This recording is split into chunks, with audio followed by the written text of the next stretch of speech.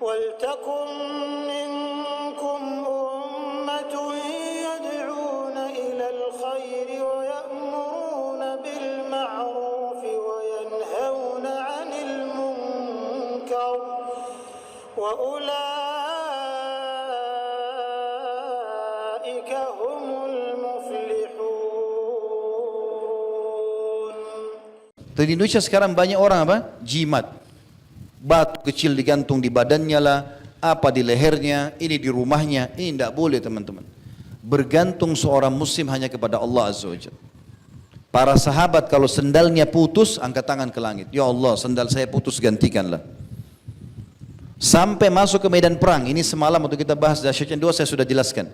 Sampai masuk ke medan perang, di Uhud, di Badar, di Hunain, di Tabuk, di pembebasan kota Mekah. Nabi SAW kalau sudah motivasi pasukan mau perang, Nabi bilang apa? Bangunlah menuju kepada surga Tuhan kalian. Mati, ayo masuk ke surga yang luasnya seluas langit dan bumi. Enggak pernah Nabi kasih kertas, suruh tempel di badan, ya supaya kebal. Bukan kebal, mati syahid, cari mati.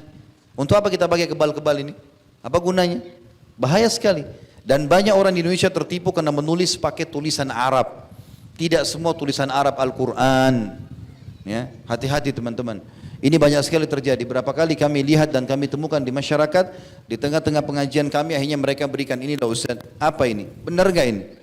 Ternyata tulisan bahasa Arab. Terpengaruh. Gara-gara bahasa Arab dianggap itu sudah bagus. Tidak semua. Dukunnya itu juga pintar. Kalau dia tahu kita mayoritas orang Islam, dia pakai juga tulisan Arab supaya kita terkelabui. Ya. Saya pernah temukan di rumah seseorang ditempel kertas bahasa Arab. Mohon maaf teman-teman, saya 7 tahun belajar di Madinah. Dari SMA sampai S1. Tiap hari dengar bahasa Arab saya tidak tahu apa tulisan itu. Bolak-balik saya baca, apa ini? Tidak bisa baca. Masa ada bahasa Arab saya nggak bisa baca? Kayaknya nggak mungkin gitu. Setelah saya perhatikan baik-baik, mungkin 10 menit. Oh ternyata bahasa Indonesia yang diarabkan. Ya. Jadi ini adalah kata-kata kalau ditempel di rumah tidak akan masuk pencuri. Ya, ini kalau ditempel di usaha akan laris dan segala macam hal. Begitu bahasanya. Dan ini mengambil keberkahan dari 7 orang Ashabul Kahfi. Disebutkan nama-namanya. Namanya aneh-aneh gitu. Nama ini tidak pernah dalam Al-Quran, tidak pernah dalam hadis disebutkan. Nama ini, dan ini nama anjingnya. Subhanallah, saya bilang sama orang yang punya toko itu, ini waktu antum tempel, siapa tempel? Dia bilang ayah saya. Saya tanya, semenjak ditempel, pernah nggak ada pegawai mencuri? Banyak yang mencuri. Banyak yang mencuri. Tertipu dengan itu. Jangan teman-teman pakai begini. Mau usaha laris gampang, mudah. Modalnya halal, sistemnya halal, ya. Kemudian juga produknya halal, demi Allah laku. Sahabat Nabi sudah praktekin itu, jadi kaya raya. Saya juga terjun di bidang bisnis. 3 resepnya, modalnya halal, jangan dari uang riba, jadi penipuan dan segala macam. Yang kedua sistemnya halal, jangan ada zaliman, jangan ada gharar, jangan ada sistem yang diharamkan. Dan produknya halal, laku, nggak ada masalah. Nggak usah pakai tempel-tempel ini, panggil jin, panggil segala macam. Kita nggak usah lintas alam, ya. Itu panggil jin, lintas alam, nggak perlu.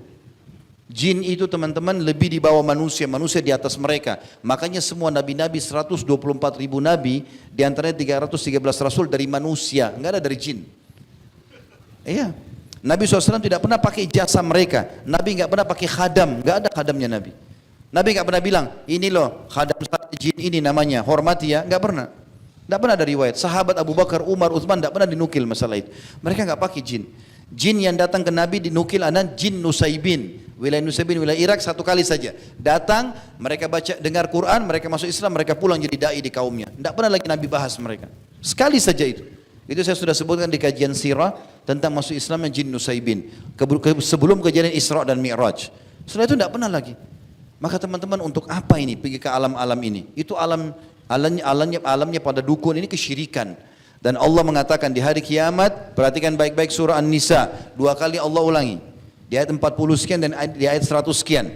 A'udzubillahi minasyaitonir rajim. Innallaha la yaghfiru an yushraka bi wa yaghfiru ma duna dzalika liman yasha. Allah tidak akan memaafkan di timbangan amal nanti dosa syirik, dan Allah masih memaafkan dosa-dosa yang lain. Kalau sudah syirik bahaya. Makanya jangan tergantung kecuali kepada Allah Subhanahu wa taala, dan hati-hati.